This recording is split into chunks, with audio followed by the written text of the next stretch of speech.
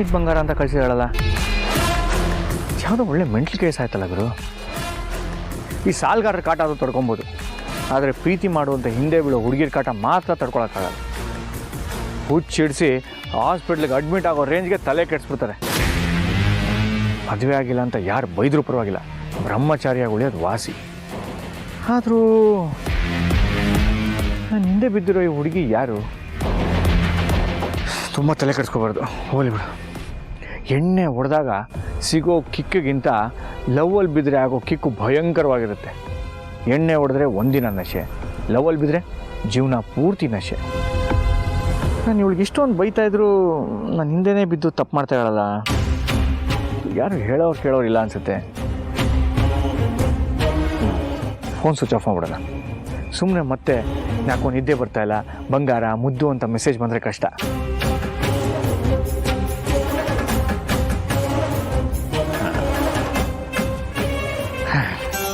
ಈಗ ಸೊಳ್ಳೆ ಹೊಡೆದ ಸಮಾಧಾನ ಆಯಿತು. ಆರಾಮಾಗಿ ಮನೆಗೆ ಹೋಗಿ ಊಟ ಮಾಡಿ ಮಲಗಿದ್ರೆ ಆಯಿತು.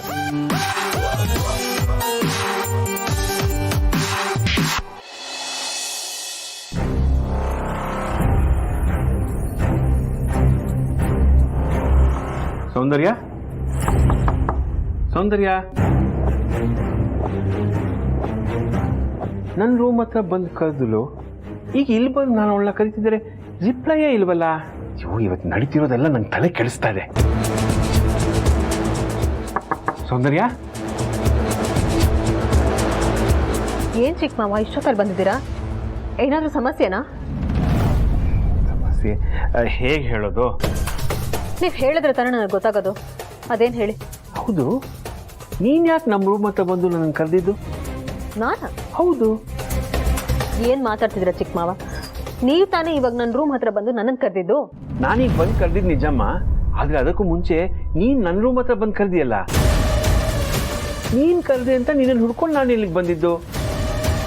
ನಾನು ನಿಮ್ಮನ್ನು ಕರೆದ್ನಾ? ಹೌದು.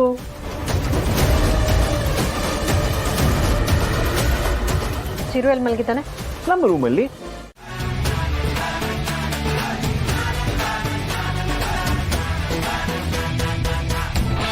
ಚಿರು, ನನ್ನ ಮಾತು ಕೇಳ್ತಾ ಇದೆಯಾ ಚಿರು? ಹಾಂ, ಕೇಳಿಸ್ತದೆ. ನಿನ್ ಜೊತೆ ಯಾರಿದ್ದಾರೆ? ದೀಪಾ ಅವರು.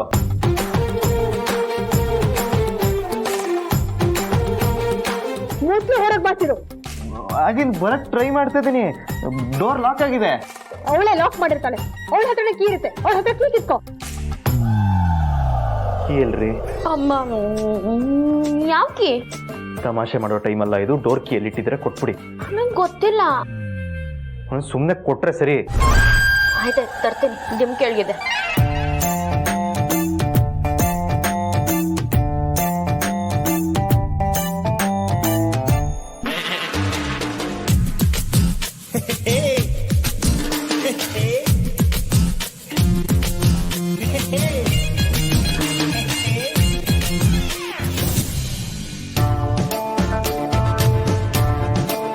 ಏನ್ರಿ ಹುಚ್ಚಾಟ ಇದು? ಕೊಡ್ರಿ ಕೀನಾ. ತಗೊಳ್ಳಿ. ಚಿರು, ಚಿರು ಕೀ ಸಿಕ್ತಾ? ಅವಳು ಕೀ ಕೊಟ್ಲಾ? ಇಲ್ಲ ಅದ್ಗೆ. ಕೊಟ್ಲಿಲ್ವಾ? ಹಾಗಿದ್ರೆ ಅವಳು ಬೇಕು ಅಂತಾನೆ ಆಟಾಡ್ಸಿದಾಳೆ. ಅವಳ ಹತ್ರ ಕೀ ಕಿತ್ಕೋಸಿರು. ಆ ಕೀನ ಅವಳು ಯಾಕೆ ಕೊಡಲ್ಲ ಅಂತ ಕೇಳು. ಏನೇ ಆಗಿದೆ ನಮ್ಮ ಅತ್ತಿಗೆಗೆ? ನಾನೆಲ್ಲ ಆಟಾಡ್ಸ್ತಿದ್ದೀನಿ. ನಿಮ್ ಕೀ ತಾನೇ ಬೇಕು, ತಗೊಳ್ಳಿ. ಏನ್ರಿ ನೋಡ್ತಿದ್ದೀರಾ? ತಗೊಳ್ರಿ. ನೋಡಿ ಬಾಬಾ, ಕೀ ಕೊಡಕ್ಕೆ ಎಷ್ಟು ಆಟಾಡ್ಸಿದಾಳೆ ಅವಳು. ನೋಡಮ್ಮ ಸುಕನ್ಯಾ, ದೀಪ ಯಾಕೆ ಲಾಕ್ ಮಾಡ್ಕೊಂಡಿದ್ದಾಳೆ, ಕೀ ಯಾಕೆ ಕೊಡ್ತಾ ಇಲ್ಲ, ಇದು ಯಾವುದು ನನಗೆ ಗೊತ್ತಿಲ್ಲ. ಹೆಂಡತಿ ಅಂದಮೇಲೆ ಸಣ್ಣ ಪುಟ್ಟ ಮನಸ್ತಾಪಗಳು ಬರುತ್ತೆ. ಅದಕ್ಕೆ ನೀವ್ ಯಾಕೆ ಇಷ್ಟೊಂದು ತಲೆ ಕೆಡಿಸ್ಕೊಂಡಿದ್ದೀರಾ? ಅದು ನನಗೆ ಅರ್ಥ ಆಗ್ತಾ ಇಲ್ಲ. ದೀಪ ಚಿರು ಜೊತೆ ಮಲಗೋದು ಚಿರುಗೆ ಇಷ್ಟ ಇರಲಿಲ್ಲ. ಅದಕ್ಕೆ ಸೌಂದರ್ಯ ನಮ್ಮ ಯಜಮಾನ್ರ ಜೊತೆ ಚಿರುನ ಮಲಗೋದಕ್ಕೆ ಕಳಿಸಿದ್ಲು. ಆ ದೀಪ ನನ್ ಗಂಡನ ಯಾಮಾರಿಸಿ ಚಿರು ಪಕ್ಕ ಹೋಗಿ ಮಲಗಿದ್ದು ತಪ್ಪಲ್ವಾ? ನೀವಾದ್ರೂ ಬುದ್ಧಿ ಹೇಳಿ ಬಾವಾ. ಅಲ್ಲಮ್ಮ, ಬುದ್ಧಿ ಹೇಳೋಕೆ ಅವ್ರೇನು ಜಗಳ ಆಡ್ತಿದಾರ? ಇದೊಂಥರ ಬೆಕ್ಕು ಇಲ್ಲಿ ಆಟದ ತರ. ದೀಪ ಚಿರುಗೆ ಹತ್ರ ಆಗ್ಬೇಕು ಅಂತ ಪ್ರಯತ್ನ ಪಡ್ತಿದ್ದಾಳೆ, ಆದ್ರೆ ಚಿರು ದೀಪನಿಂದ ದೂರ ಇರೋಕೆ ಪ್ರಯತ್ನ ಪಡ್ತಿದ್ದಾನೆ.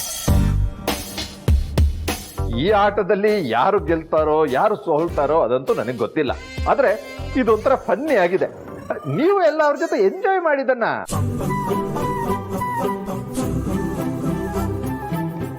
ಚಿರು ಕೀ ಸಿಕ್ತಾ? ಅದಕ್ಕೆ ಹುಡುಕ್ತಿದೀನಿ, ಎಲ್ಲೋ ಮಿಸ್ ಆಗ್ಬಿಟ್ಟಿದೆ.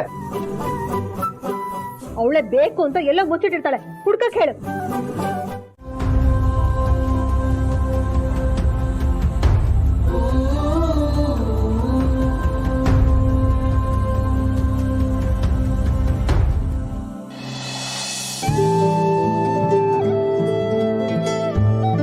ಅಕ್ಕ, ಈ ಸೀರಿಯಲ್ ಎಷ್ಟು ಚೆನ್ನಾಗಿ ಕಾಣಿಸ್ತಿದ್ದೀರಾ ಗೊತ್ತಾ?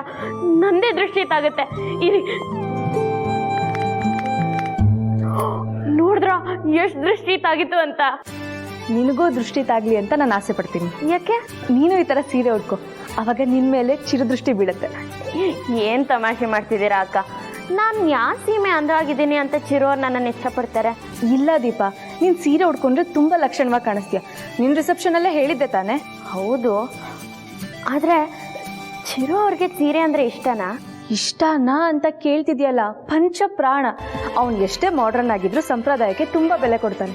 ನೀನ್ ಸೀರೆ ಉಟ್ಕೋ, ಅವನಿಗೆ ಖಂಡಿತ ಇಷ್ಟ ಆಗುತ್ತೆ. ಸೀರೆನಾ?